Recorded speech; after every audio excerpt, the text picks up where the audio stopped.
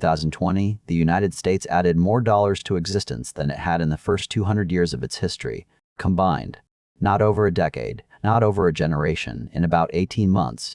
If your savings feel weaker, if houses feel permanently out of reach, if working harder no longer seems to move the needle, this is why. And here is what should unsettle you. The people who made that decision were not elected, they do not answer to voters, and most Americans could not name a single one of them if their mortgage depended on it. We are taught that governments print money. That is a fairy tale. The actual machinery of money creation is stranger, more distributed, and far less accountable than almost anyone realizes. And once you see how it works, you will never look at your bank account the same way again.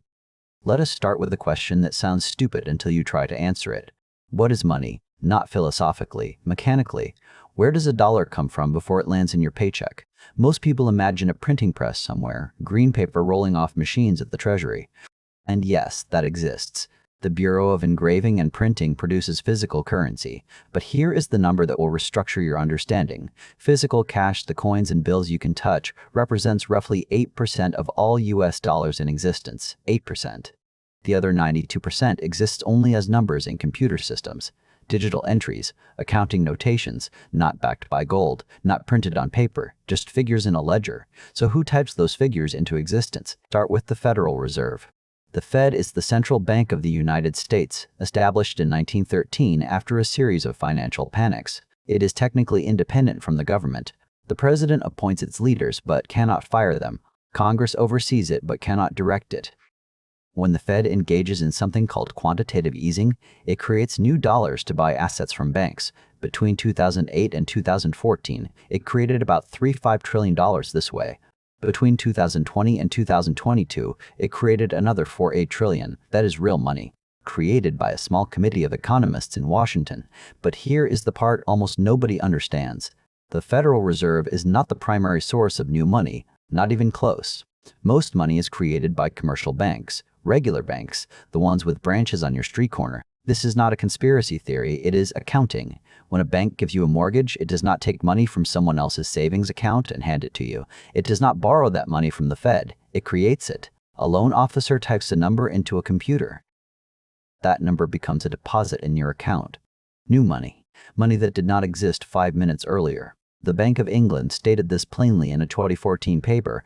Whenever a bank makes a loan, it simultaneously creates a matching deposit in the borrower's bank account, thereby creating new money. Read that again. Banks do not lend money, they create it. Here is the myth you were taught. Banks are vaults, they store money, they move money around. Here is the reality. Banks are scorekeepers. Money is not a thing, it is a record, and banks are allowed to update the scoreboard when they issue loans. So how much can they create? This is where fractional reserve banking enters the picture. In theory, banks are required to hold a fraction of deposits in reserve. If the requirement is 10%, $100 can support $900 in loans through repeated lending. This is called the money multiplier. But in 2020, the Federal Reserve reduced the reserve requirement to zero. Banks are now constrained not by regulation, but by confidence.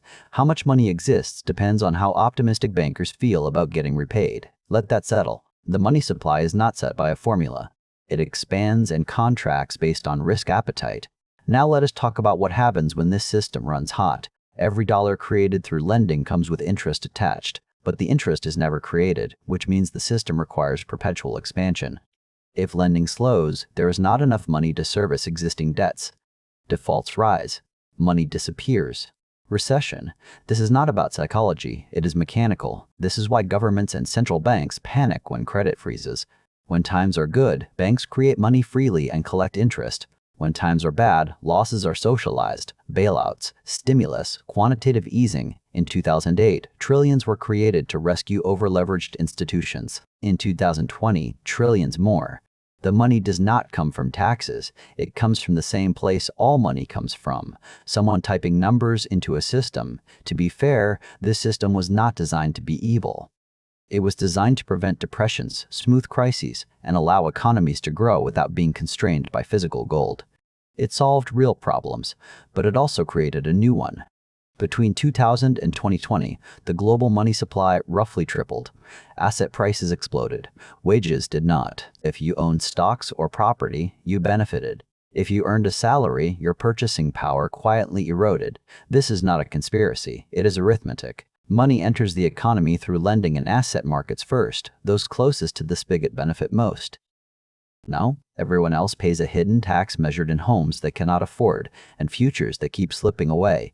There is one final question that nobody answers honestly. If banks create money when they lend, and if that money carries interest, where does the money to pay the interest come from?